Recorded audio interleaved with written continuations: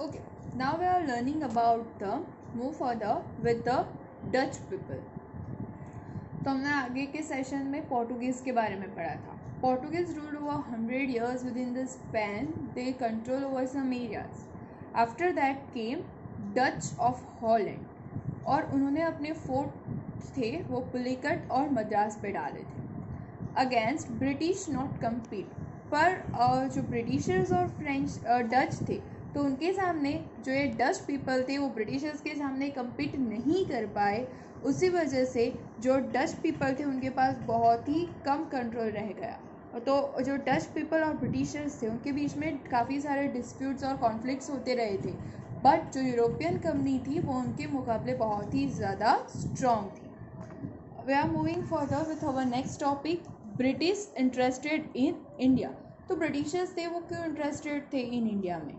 तो Queen Elizabeth gave the permission in 1600 CE to establish East India Company. तो Queen Elizabeth ने India के साथ ट्रेड करने की परमिशन दे दी और 1600 CE में ईस्ट इंडिया कंपनी इस्टेब्लिश की गई. जो फर्स्ट शिप था वो सूरत आया था इन 1608 और उनके जो कैप्टन थे वो थे कैप्टन विलियम हॉकिंस. तो इन 1608 में जो उनका फर्स्ट शिप था वो सूरत आया था और उनके जो कैप्टन थे वो थे विलियम हॉकिंस. बट उन्होंने जहांगीर, उस टाइम पे जो रूल था वो जहांगीर रूल कर रहे थे दिल्ली से, तो उन्होंने उनसे परमिशन मांगी. बट उन्होंने ट्रेड करने यहाँ के उनको ट्रेड करने के लिए मना कर दिया. फिर आए सर थॉमस रॉ और फिर उन्होंने जो जहांगीर थे उनसे ट्रेड करने की परमिशन फाइनली ले ली. फिर जो ट्रेड था वो ट्रेड होना शुरू हो गया. तो ये था, हमने थोड़ा पढ़ लिया ब्रिटिशर्स के बारे में कि उन्होंने ट्रेड की शुरुआत किस तरीके से की. Now moving forward with the French east India company established in 1664 सी. जो फ्रेंच ईस्ट इंडिया कंपनी थी वो 1664 सी में एस्टैब्लिश हुई और उन्होंने अपनी जो सबसे पहली फैक्ट्री थी वो सूरत में डाली थी. बट अगेन उस टाइम पे ब्रिटिशर्स आ गए थे तो they have to compete with the Britishers and the French. तो उनको भी ब्रिटिशर्स और फ्रेंच थे तो उनके भी डिस्प्यूट्स होते रहे थे और उन्होंने जो उनके डिस्प्यूट्स होते रहे थे तो उसमें जो जीत जाती थी वो यूरोपियन कंपनी जीत जाती थी, ब्रिटिशर्स, क्योंकि उनकी जो आर्मी थी वो बहुत ही ज़्यादा पावरफुल थी. फिर जो फ्रेंच थे उनके पास सिर्फ पुडुचेरी, माहे और चंद्रनगर, ये जो सारे एरियाज थे वहीं पे उनका कंट्रोल रह गया था. Okay, we are starting next topic. It is British trade in Bengal. तो ब्रिटिशर्स ने बंगाल में किस तरीके से ट्रेड शुरू किया?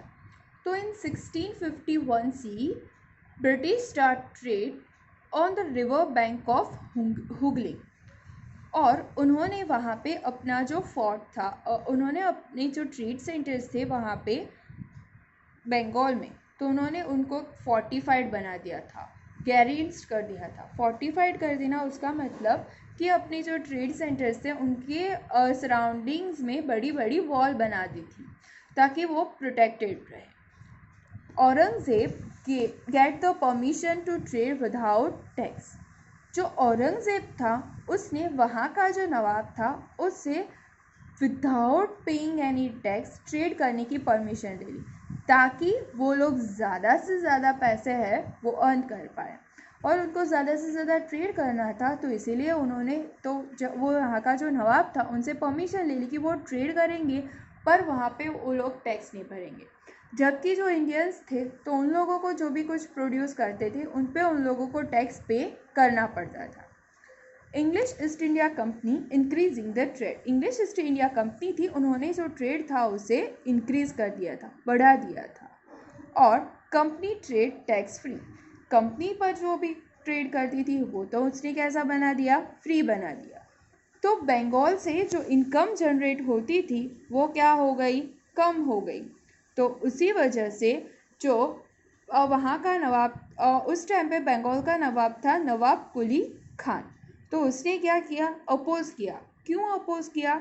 कि उनको जो ट्रेड कर रहे थे तो ट्रेड करने की वजह से जो मेन इनकम ब्रिटिशर्स से हमें मिल रही थी वो इनकम मिलना हमें बंद हो गया था।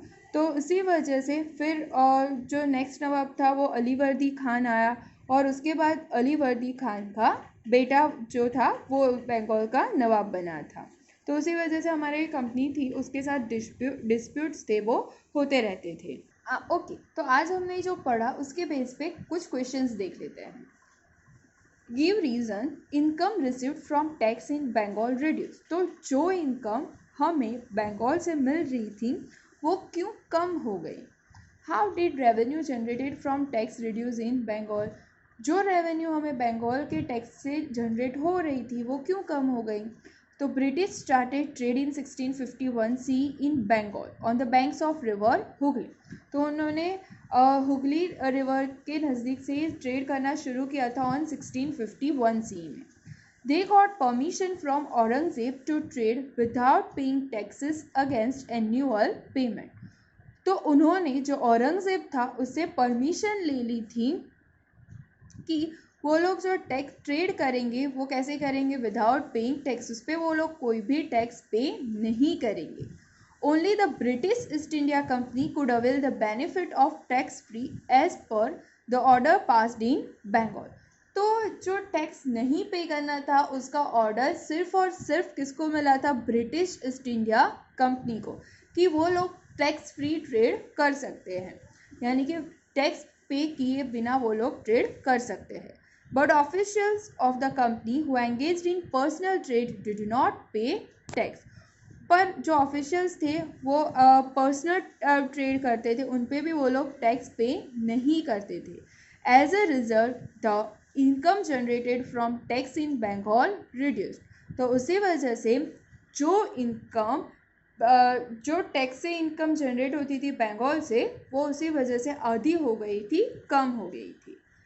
तो यहाँ पे हम आज का सेशन कंप्लीट करते हैं। उसके बाद हमारी जो नेक्स्ट टॉपिक है वो इम्पोर्टेंट टॉपिक है जो हम नेक्स्ट सेशन में कवर करेंगे, battle of Plassey and the battle of Buxar, और उसके रिलेटेड हम क्वेश्चन आंसर्स देखेंगे।